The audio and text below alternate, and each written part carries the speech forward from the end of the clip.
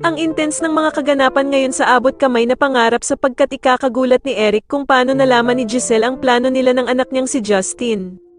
Dito nga ay galit na kukumprantahin ni Giselle si Eric at ipapakita nga nito sa kanya ang ebidensya ng pagbabalak nito ng masama na agawin sa kanila ang Apex. Samantala ay mukhang magsisimula na ngang umakting itong si Eric dahil habang binebastos nga ni Justin ang ina niyang si Giselle at dito nga ay ibabato pa nito ang bulaklak na binigay sa kanya ng kanyang nanay. Ay bigla namang dadating itong si Eric at sasawayin nga nito ang anak niyang si Justin at pagsasabihan niya nga ito na hindi porket galit siya sa kanyang nanay Giselle ay pwede na niya itong gawin, dapat nga daw niya itong igalang dahil kahit anong mangyari ay ina niya pa din ito. Sobrang mabibigla naman si Justin dahil sa hindi nito inaasahan ang ginawang pangsasaway sa kanya ng ama niyang si Eric. Pero mukhang magtatagumpay naman si Eric sa pambibilog nito sa ulo ni Giselle para nga maging positibo ang tingin nito sa kanya.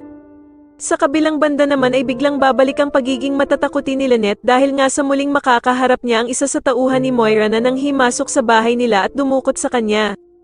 Dito nga ay makikita niya ito sa kalsada habang naglalakad silang dalawa ni Diyosa at ito nga ay nagpapagaling pa dahil sa mga sugat niya mula sa mga pulis na nakaharap niya habang nakikipagbarilan sa kanila.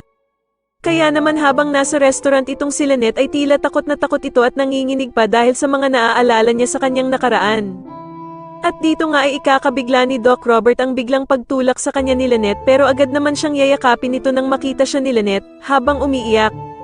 Sa tingin niyo mahalata na nga kaya ni Giselle ang pagpapanggap na ginagawa ng mag-amang Justin at Eric at malaman na nga kaya niya ang totoong pakay nila sa Apex, mas lalo na nga talagang nagiging exciting ang mga susunod na kaganapan kaya naman ay mas lalo pa nating abangan ang mas lalong gumigandang abot kamay na pangarap. Maraming salamat po sa inyong panonood at sana po ay ma-subscribe niyo ako. Maraming salamat po.